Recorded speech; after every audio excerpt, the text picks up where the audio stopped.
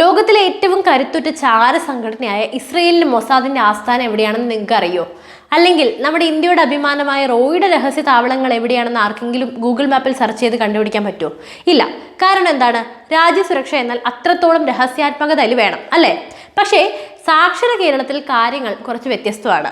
ഇവിടെ ഇന്റലിജൻസ് ഉദ്യോഗസ്ഥർ ആരാണെന്നും സ്പെഷ്യൽ ബ്രാഞ്ച് ഓഫീസ് എവിടെയാണെന്നൊക്കെ, അവിടെ ആരൊക്കെ ജോലി ചെയ്യുന്നു, എങ്ങനെ ജോലി ചെയ്യുന്നു എന്നൊക്കെ പത്രത്തിൽ പരസ്യം നൽകി മൈക്കിലൂടെ വിളിച്ചു പറഞ്ഞ് നാടമുറിച്ച് ഉദ്ഘാടനം ചെയ്യുന്ന ഒരു വിചിത്ര അവസ്ഥയാണ് കേരളത്തിലുള്ളത്. ഭരണ നേട്ടം കൊട്ടിഘോഷിക്കാൻ ഒരു സർക്കാർ സംസ്ഥാനത്തിന്റെ സുരക്ഷാ കവചത്തെ തന്നെ നടുറോഡിൽ ലേലം വിളിക്കുകയാണ്. പത്തനംതിട്ടയിൽ നടക്കാൻ പോകുന്ന ആ ഉദ്ഘാടന മാമാങ്കത്തിന്റെ പിന്നിലെ അപകടകരമായ വിവരക്കേടുകളെ കുറിച്ചാണ് നമ്മൾ ഇന്ന് സംസാരിക്കുന്നത്. ആദ്യം നമുക്ക് ഇന്ത്യയുടെയും കേരളത്തിന്റെയും സുരക്ഷാ സംവിധാനങ്ങളെ ഒന്ന് വിശകലനം ചെയ്യാം.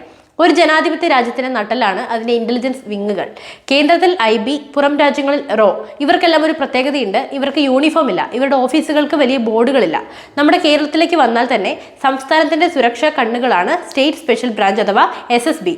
മുഖ്യമന്ത്രിയുടെ നേരിട്ടുള്ള നിയന്ത്രണത്തിലുള്ള ഈ വിഭാഗം ഭീകരവാദ ബന്ധങ്ങൾ, വർഗീയ സംഘർഷ സാധ്യതകൾ, രാഷ്ട്രീയ ഗൂഢാലോചന എന്നിവ മുൻകൂട്ടി കണ്ടെത്താനാണ് പ്രവർത്തിക്കുന്നത്. ഒരു നിഴൽ പോലും സഞ്ചരിക്കേണ്ടവർ. പക്ഷേ പത്തനംതിട്ടയിൽ നഗരമധ്യത്തിൽ മാർത്തോമ സ്കൂളിന് സമീപം പുതിയ സ്പെഷ്യൽ ബ്രാഞ്ച് യൂണിറ്റ് മന്ദിരം പണിതപ്പോൾ സർക്കാർ അതൊരു ഉത്സവമാക്കി മാറ്റിയിരിക്കുകയാണ്.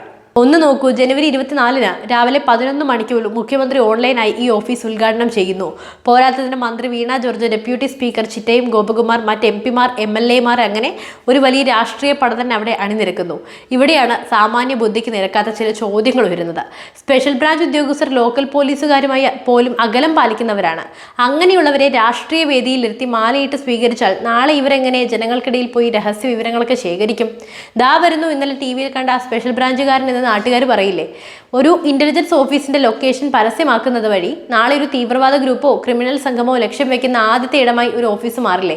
ഇന്ത്യയിൽ ഏതെങ്കിലും BJP ഭരണ സംസ്ഥാനത്തോ കോൺഗ്രസ് ഭരണ സംസ്ഥാനത്തോ ഒക്കെ ഒരു IB ഓഫീസോ ഇന്റലിജൻസ് ഓഫീസോ മുഖ്യമന്ത്രിമാരും മന്ത്രിമാരും ചേർന്ന് മൈക്ക് കെട്ടി ഉദ്ഘാടനം ചെയ്ത് നിങ്ങൾ ആരെങ്കിലും കണ്ടിട്ടുണ്ടോ? ഇല്ല. കാരണം അവർക്ക് രാജ്യസുരക്ഷ എന്നാൽ വെറും ഒരു PR വർക്കല്ല. എന്തുകൊണ്ടാണ് പിണറായി സർക്കാർ ഇത്രയും തരം താഴ്ന്നത്? ഉത്തരം വ്യക്തമാണ്. സാമ്പത്തികമായി കേരളം ഇന്ന് തകർന്നിരിക്കുകയാണ്. KSRTC ശമ്പളമില്ലാതെ വലയുകയാണ്. പെൻഷൻ മുടങ്ങുന്നു, വിലക്കയറ്റം കൊണ്ട് ജനങ്ങൾ പൊറുതിമുട്ടുന്നു. പിന്നെ പോരാത്തതിന് അഴിമതികൾ, കൊള്ളകൾ, കൊള്ളിവെപ്പുകൾ. അതിനിടയിലാണ് ഈ ഒരു 18ാം അടവായിട്ടാണ് സർക്കാർ ഇതിനെ കാണുന്നത്.